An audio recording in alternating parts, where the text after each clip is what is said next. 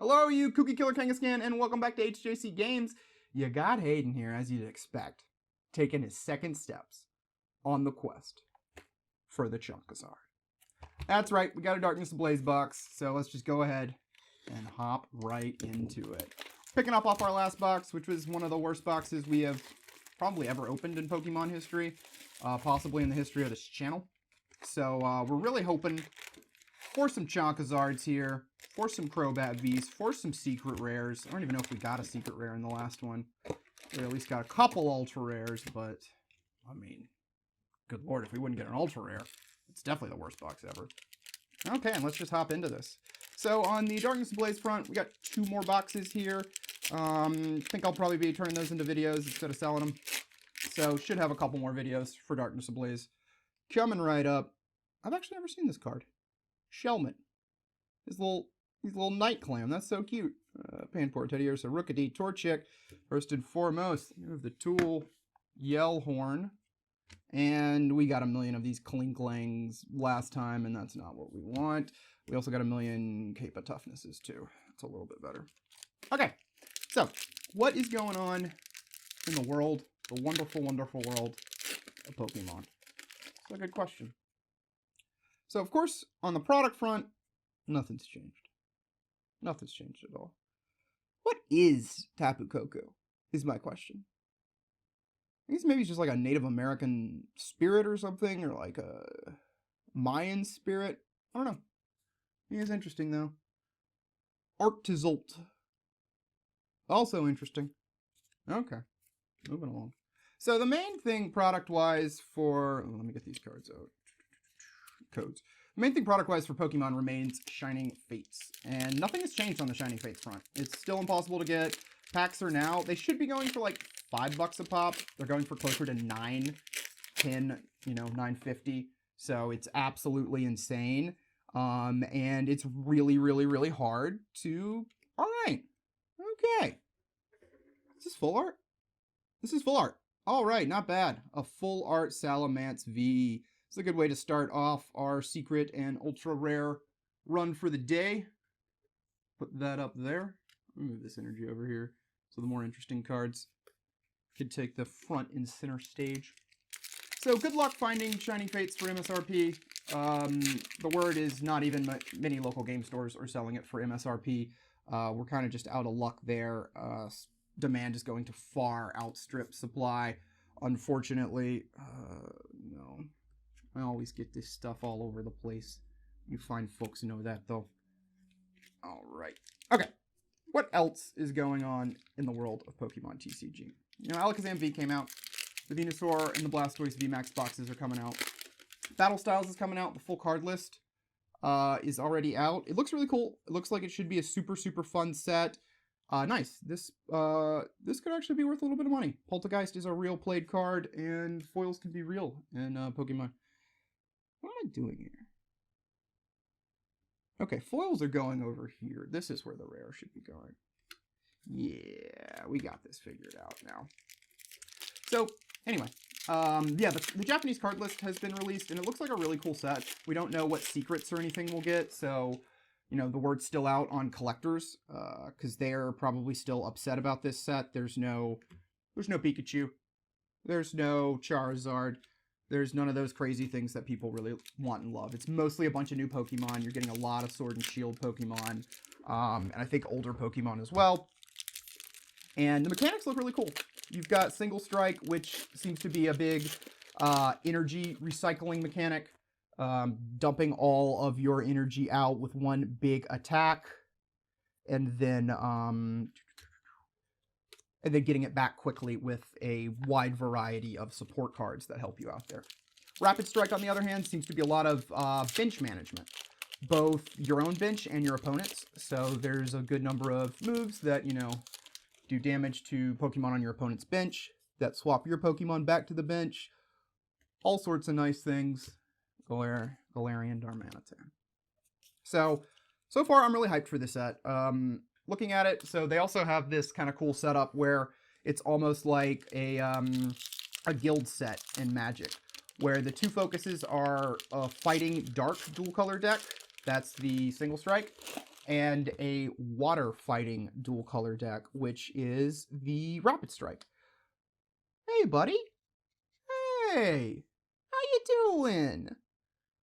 Excellent. So Charizard V's not worth a ton of money. He's not a meta card. He's not rare enough for collectors to go crazy over him, but it is nice to see him. It is nice to see him, and we'd rather see him than a regular rare. That is for sure. So yeah, I'm more of a Rapid Strike kind of guy. I like bench management. I like status effects. I like controlling the game. I'm way less of a just dump a big hit out kind of guy, though that seems to be a very popular strategy in Pokemon.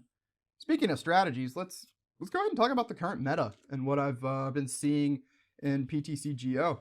So, you know, ADPization was the boogeyman of the format, and nothing's really changed there. ADPization is still probably the strongest deck and is like the deck to beat, but I think a lot of people have kind of come to this realization that it is the deck to beat because I'm seeing it played a little bit less and less. Instead, I'm seeing people trying to tech around it and trying to avoid the mirror. The mirror's, it's an interesting mirror. Like, it really comes down to who can get their altered creation off first in the first ultimate raise, which is generally, you know, the person who wins the coin flip. Nice. This isn't our good VMAX. This is probably only a couple dollars. But, like I said, it's always good to get a secret, super rare. Grimmsnarl's a pretty crazy Pokemon. Like a Goblin is a Pokemon. What's this do? Triple Dark, 170 plus, 50 more damage for each extra Dark Energy attack to this Pokemon. Can't add more than 100. Interesting. Seems pretty decent. But yeah, it looks like a lot of people kind of got sick of that matchup, which can be RNG, because if you're going second, there's really just like one line of play that can kind of win you the game, unless you land a bunch of Crushing Hammers. And that line of play is you really need to get a Metal Saucer and an Energy Spinner off on your first turn, and you need to get that Altered Creation on turn 1, and that's really what you do to kind of turn things around. The other decks I've been really seeing in the format, hitting the camera there, readjust a little bit, hasn't been as much. Pikarom has kind of, I do love that foiling. Pikarom has kind of died down a little bit from everything I've been seeing. I'm seeing more Mad Party decks in general. There's a big advantage that they can kind of get over there, especially in the current meta, where they can really one-shot a Mew 3 because of the psychic resist or the psychic weaknesses, which is a real problem. So that deck has kind of popped up. It gets really, really, really favorable prize card trades across the board because of how much damage it's able to do, and because it's only operating with single prize Pokemon. It can be a hard deck to deal with. Lately I've mostly been playing my Mew 3 deck, which is a pure psychic build of Mewtwo and Mew Tag Team GX that is really, very controlling, very much so. Oh my god, no. Please no. It's very controlling. I hate Swan with such a burning passion. Like I said last time, I hate swans because they're vicious and they're mean. And now this is the Swan I've seen the most in my life, so it's got to be the Swan I hate the most. But anyway, yeah, so that pure psychic Mew 3 deck is really about controlling the game. It's about getting cards out of your opponent's hand. It's about stripping energy off your opponent, getting one-hit KOs, drawing them out so that you can dome them for hundreds based on how many item cards they have, so on and so forth. Again, it's a really fun deck because it has a bunch of play patterns. And a bunch of lines of play, simply because there's so many different control things you can really do. But the Mad Party matchup is tough. It is. Here's our Dino friend.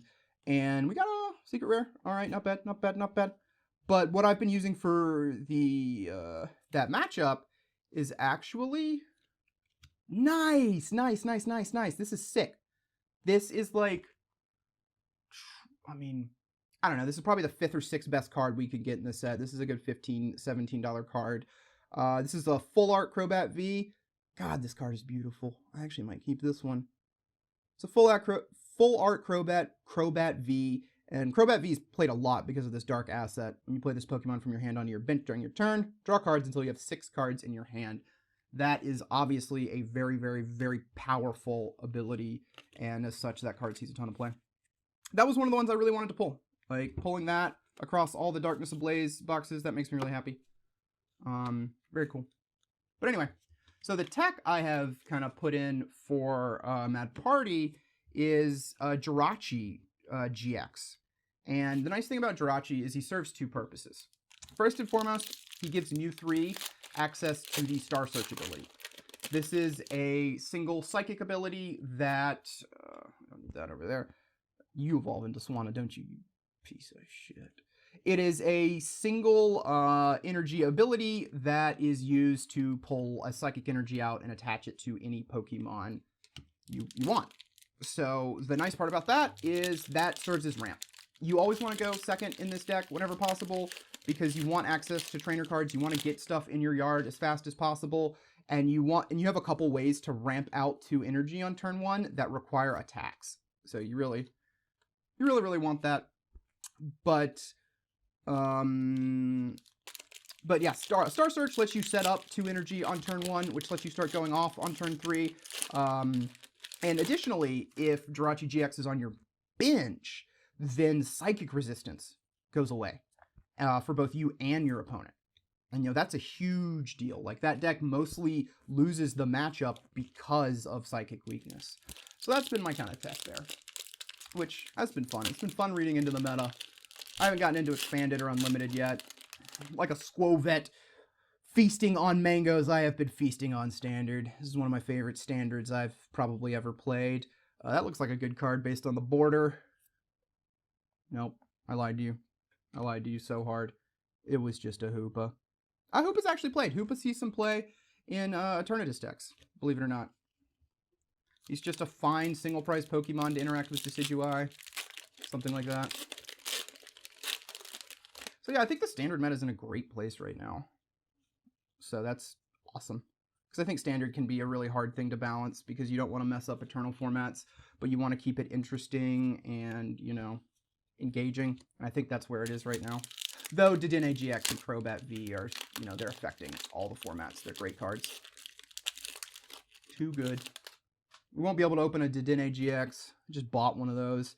Or Golem Pokemon. Oh, it's my cat. Hey, buddy, how you doing? Actually, I'm allergic to cats, folks, so not a fan there. Draco Malfoy is a fish. The moon is a Pokemon. So, what are we going to get in this last column of packs? Can we get some more secrets? Can we get the legendary Charizard VMAX? Is that what's coming? Or are we just going to get more spiders? And I'm just going to get stuck in more webs. Alright, nope. Ugh, muck. That's gross. I hate environmental pollution. A lot of Mad Party deck cards in here. I mean, they're at common and uncommon, so that's not surprising. But I'm getting to the point where I can just build a Mad Party deck. Which, I mean, like I said, it's meta. That's not too bad. Wishy-washy. It's one of my favorite Pokemon names. Diglett, and just tearing through this. More Capes of Toughness. Nothing of value. The question to me there is the Cape of Toughness. How does a cape actually enhance your health? How does it make you stronger? It's not going to get hit by attacks unless you're getting attacked from the back. And if you're getting attacked from the back, you got bigger problems to begin with. So this is just... I guess you just look so damn sexy in the cape that your that's it. Yeah, you look so sexy in the cape that your confidence gets boosted.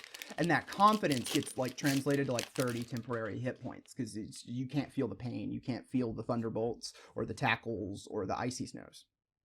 This isn't a Mad Party card. I don't know why I thought it was. Double rare. Totally useless double rare. Absolutely useless double rare. We got the Snowman. We got the Steely Fox. We got the Swiper. That's just Swiper as a Pokemon. Dora was so big at the time, they needed to cash in on it. They went with it. I keep opening these backwards. It's basically ruined if you open it backwards because the back color of the card tells you what you're going to get in the pack. And a green one means I'm going to get this garbage-ass Swanna. I hate you. I hate you. I do. So we want to open from this side, folks. Always. Alright. This is another interesting thing. I saw the Lumberjack Pokemon, and then he was upgraded to a Concrete Pokemon or a Steel Beam Pokemon, I think. And that got me wondering, do all Pokemon, do they have to have a job? Do all Pokemon have a specific purpose? Obviously Rotom does. Rotom lives a pretty terrible life where, they get subjugated and basically enslaved to be everyone's cell phone or washing machine, which, I mean, I guess the animals from the... Hopefully, audio hasn't been too bad for the last little bit. I think it's been okay, but I did just have a mic problem. We have fixed it. But like I was saying, you know, the Flintstones, the creatures in the Flintstones, they didn't get too upset by their permanent, you know, jobs. 4 packs left. But also at the same time, that was a children's cartoon, so you know, there's a lot of creative liberties that are taken there.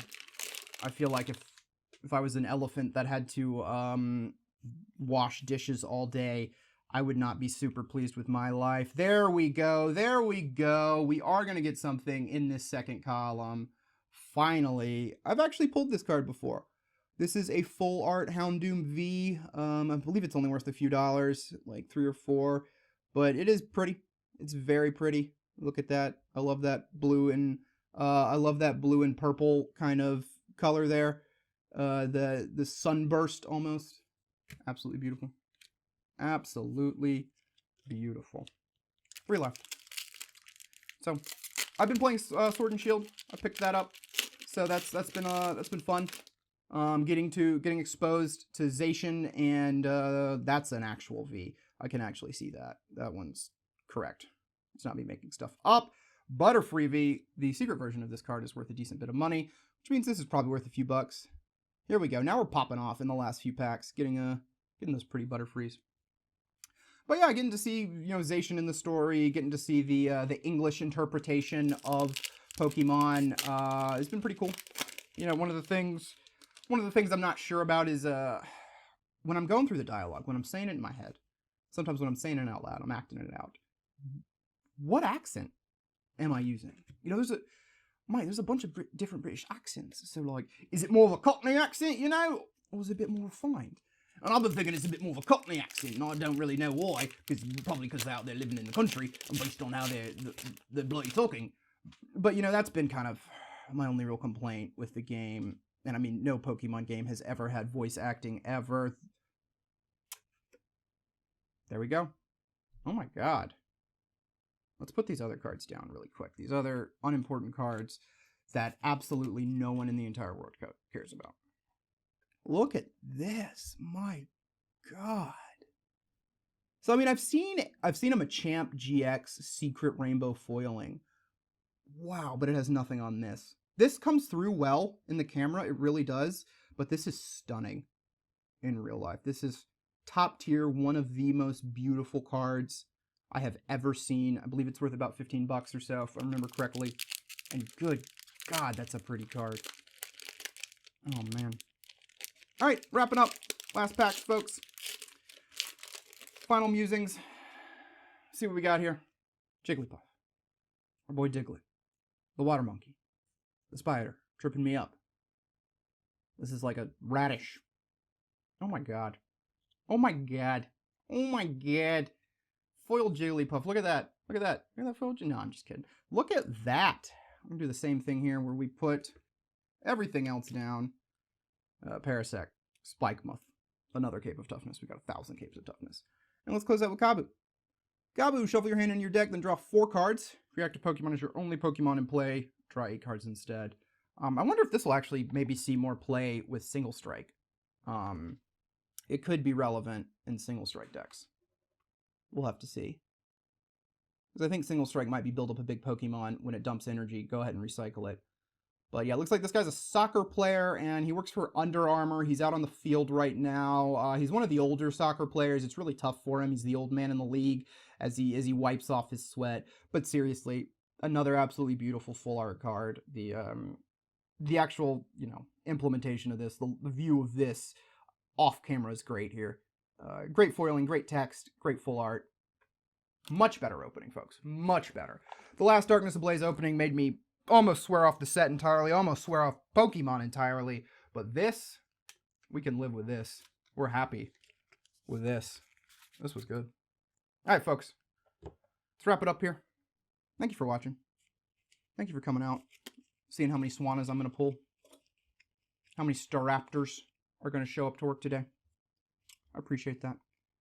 As always, I want to wish you a good night.